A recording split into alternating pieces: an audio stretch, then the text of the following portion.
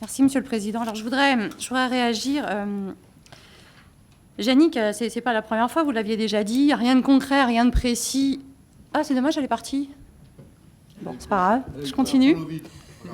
Pour le compte rendu et pour ceux qui nous écoutent, ça sera dit et répété. Non, je suis désolée, mais bon.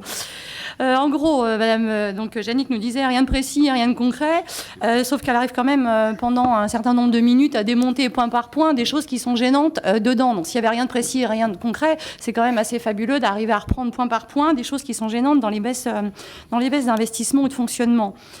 Et j'ai envie de reprendre également, parce que fille de la Terre, moi aussi je vais prendre les mêmes images.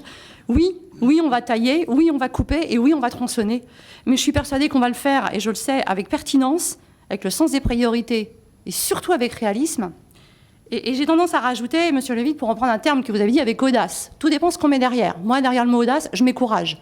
Et derrière le courage, je pense qu'on en a, parce que pour arriver à présenter des choses qui dérangent un petit peu, il faut un tout petit peu de courage. En tout cas, moi, j'en aurai toujours.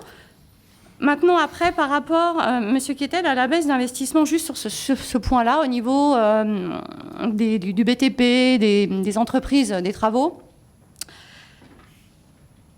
non, il y en aura certainement, mais par contre, par rapport au logement, d'abord, vous le savez, ce qu'on a signé il n'y a pas longtemps sur votre territoire, je ne sais plus si c'était un PIG ou un OPH, il y a des moments, des choses qui vont être amenées à faire des travaux.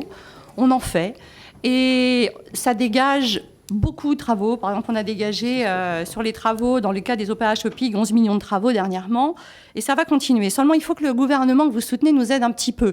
Et je l'ai un petit peu rappelé à la ministre jeudi, quand elle est venue, la ministre du Logement. C'est bien beau de faire des grandes annonces à peine élues.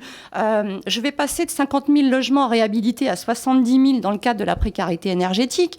Sauf que la réalité, oui, il y a une réalité dans le cadre de la précarité énergétique. Mais il y en a une aussi sur l'accessibilité, sur la population vieillissante. Et alors là, le plafond, il reste à 15 000. Vous pourriez en mettre un petit peu plus, Monsieur Cadbury? Non, ça reste à 15 000. Alors que la réalité de la démographie dans notre territoire va être dramatique. Donc si jamais ils ne nous aident pas, nous, on ne pourra pas y aller. Et oui, on va être obligé, dans ces cas-là, d'avoir des baisses pour le BTP. Parce que ces travaux-là, en direct, c'est pour des entreprises locales. Donc ça nous pose problème. Et c'est pareil pour l'ANRU. Pour l'ANRU, on a essayé de soulever le problème. Pour le nouvel ANRU à venir, ce serait bien si vous pouviez assouplir un petit peu la règle et faire du 1 pour 1, pas une déconstruction, une reconstruction systématiquement, mais faire, s'il vous plaît, parce qu'aujourd'hui, c'est comme ça qu'on s'en sortira dans les départements, c'est de faire une déconstruction et derrière une réhabilitation. Et là, au moins, ce serait intelligent pour avancer. Ah, je sais pas, faut qu'on réfléchisse. Qu'ils réfléchissent vite, parce que nous, sinon, on va pas être bien.